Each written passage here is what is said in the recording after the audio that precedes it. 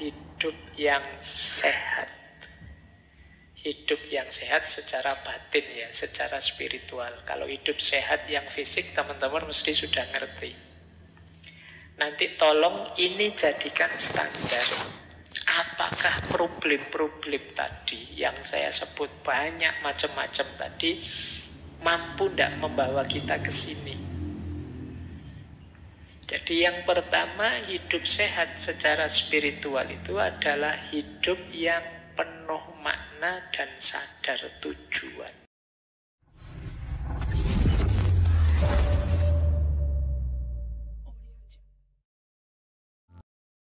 Assalamualaikum warahmatullahi wabarakatuh.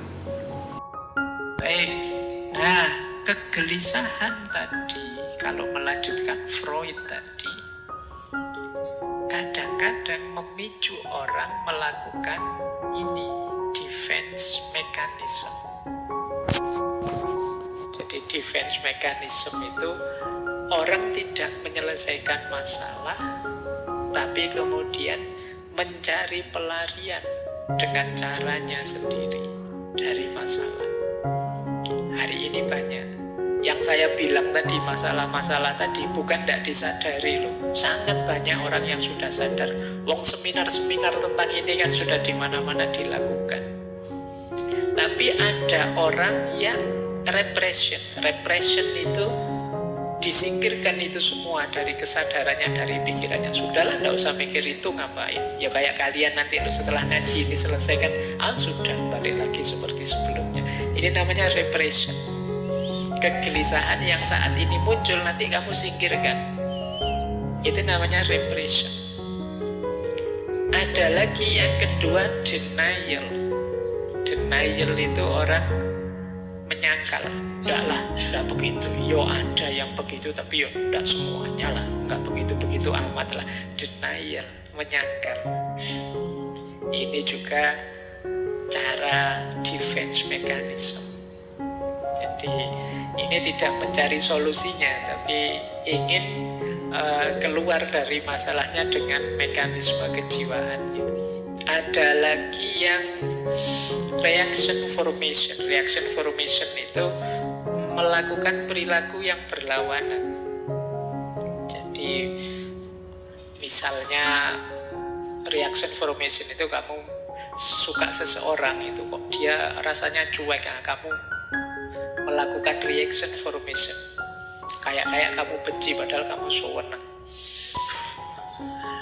Tiap hari dikritiki, terus tiap hari dipermasalahkan, terus itu sebenarnya menunjukkan kamu perhatian, kamu senang. Ini namanya reaction formation. Nah, berhadapan dengan problem-problem yang saya jelaskan di atas, reaction formation itu yaitu tadi menunjukkan perilaku yang sebaliknya. Harusnya senang menampakkan benci, harusnya benci yang ditampakkan senangnya. Ini juga sering jadi pelarian.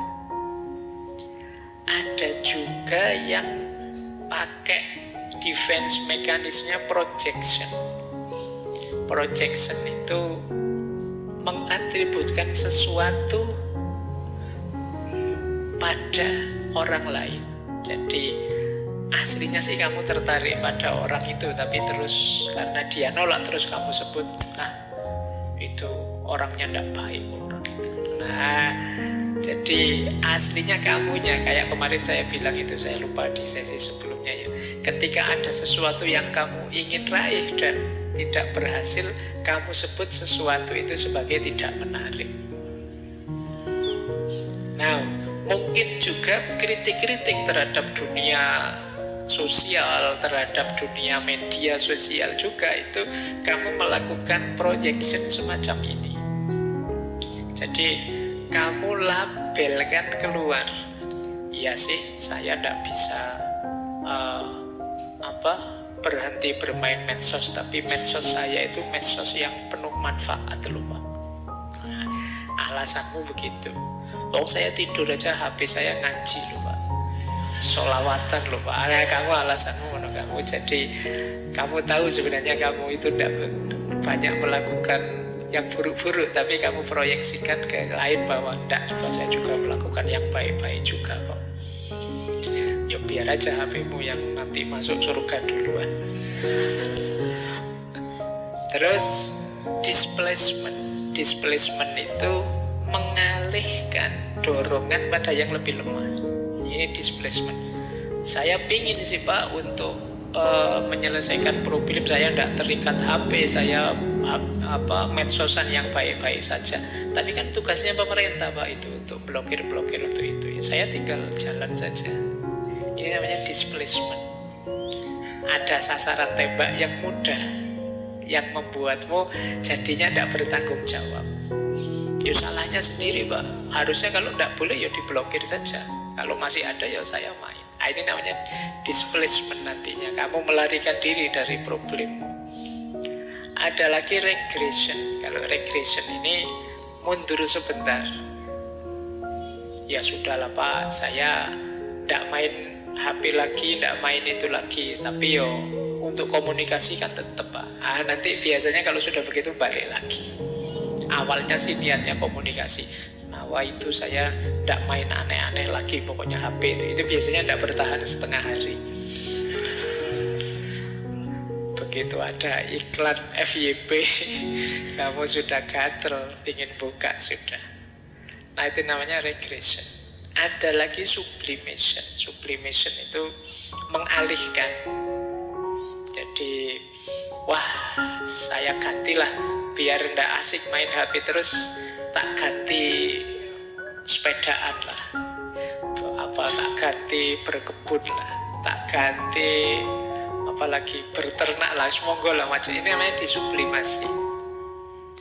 Kayak kemarin waktu pandemi kan kalian aktivitasnya kurang, diganti apa saja untuk ngisi waktunya. Biasanya ya tidak tahan lama juga. Ini defense mekanisme melarikan diri dari masalah sebentar. Dan yang terakhir ada rationalization. Rationalization itu ya kamu mencari argumen-argumen untuk membenarkan sebenarnya kamu itu salah. Kita kan sering pakai argumen, oh yang kayak begitu kan manusiawi Pak. Manusia itu memang begitu Pak. Nah, jangan lupa manusia itu fitrahnya lengkap. Jadi fa'alhamaha fujuroha wa taqwaha. Manusia itu mau takwa bisa, mau fujur bisa. Jadi kalau sekedar yang alami dari manusia, kadang-kadang yang alami itu juga banyak yang negatif. Jadi kita itu punya sisi negatif, juga punya sisi positif sebagai manusia. Baik.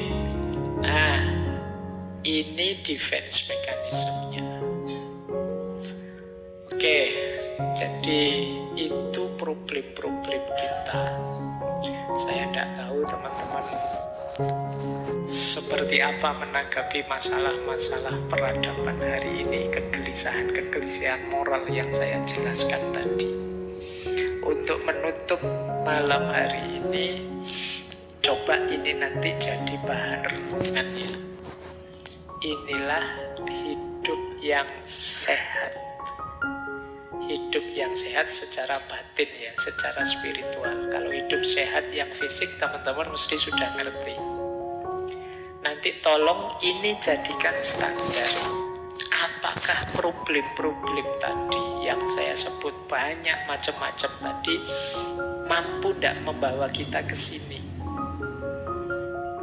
Jadi yang pertama, hidup sehat secara spiritual itu adalah hidup yang penuh makna dan sadar tujuan. Ayo teman-teman tanyakan pada dirimu, hidupmu ini untuk apa? Tujuannya mau kemana? Ini namanya aspek meaning.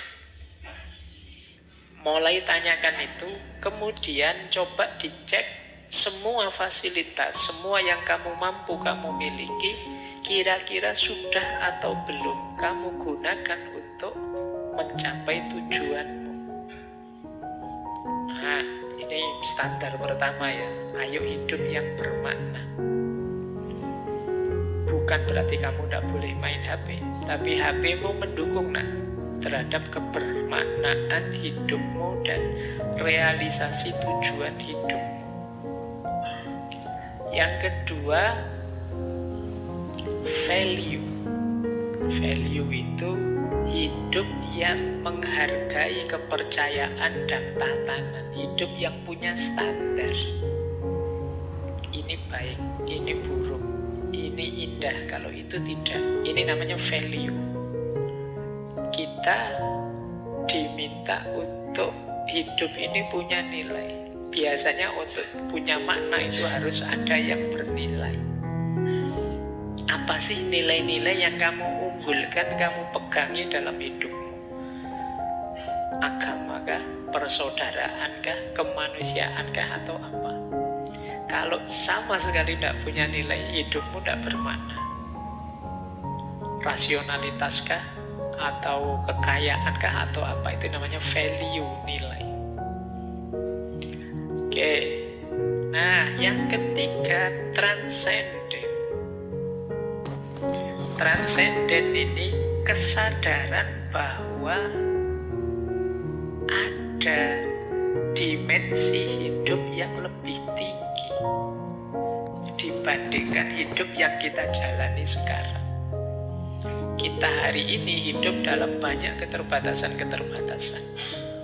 Ada level transendennya, ada level yang lebih tingginya. Dan kita semuanya menuju ke sana. Nah, fasilitas-fasilitas tadi membantu enggak upaya kita untuk melakukan transendensi, melampaui situasi hari ini ke ranah yang lebih tinggi. Yang keempat, connecting. Connecting itu keterhubungan. Kesadaran kita bahwa segala tujuan, makna, nilai, dan upaya transendensi tadi tidak mungkin kita jalankan sendiri tanpa keterkaitan dengan orang lain. Jadi sejauh mana perangkat, peralatan, fasilitas yang kita miliki tadi membantu kita semakin dekat, erat, terkoneksi dengan yang lain, atau jangan-jangan malah tambah pisah-pisah, tambah banyak permusuhan. Nah, itu coba nanti dievaluasi. Dan yang terakhir, becoming. Becoming itu hidup yang baik adalah hidup yang tambah lama tambah baik. Maka kita hendaknya melakukan refleksi, ini hidup saya tambah baik apa enggak ya? Kemarin saya gimana, sekarang gimana? Dulu saya zaman waktu SMA itu Pak, rajin tahajud Pak, ngaji. Sekarang sudah mahasiswa, wah, ya saya tidak berani ngomong Pak. Iya, tapi sekarang saya tambah pinter Pak, tambah ngerti dalil, tambah ngerti. Jadi coba dicek, kamu tambah baik apa enggak? Ya harusnya tambah mahasiswa. Kalau dulu tahajudnya 4 rakaat, ya sekarang 12 rakaat misalnya, itu sip. Dulu ngajinya 3 bulan sekali baru khatam, ya sekarang 1 bulan bisa khatam saya Pak. Itu luar biasa, meningkat namanya. Apakah begitu hidupmu atau tidak? Becoming atau tidak? Tambah baik, tambah baik. Nah, ayo ya dievaluasi. Biar tidak hanya yang sehat jasmani kita, rohani kita juga harus sehat, yaitu hidup yang bermakna, bernilai, transenden, connecting, dan becoming. Seperti apa sih mengaitkan kegelisahan moral tadi dengan kesini? Nah, itu tugas kalian masing-masing, mencari relevansinya untuk hidupmu. Bagaimana menggunakan, mentransformasi semua problem tadi jadi solusi demi hidup yang sehat secara rohani, tidak hanya sehat jasmani. Baik, saya kira itu ya. Saya tadi pengen sebentar loh. Kok yo panjang banget ngomongnya, ndak apa-apa ya. Wis kadung. Silahkan, mungkin kita lanjutkan dengan sesi ngobrol. Kalau ada yang tanya silahkan, ada yang nanggapi silahkan, ada yang curhat silahkan, ada yang nembak juga silahkan.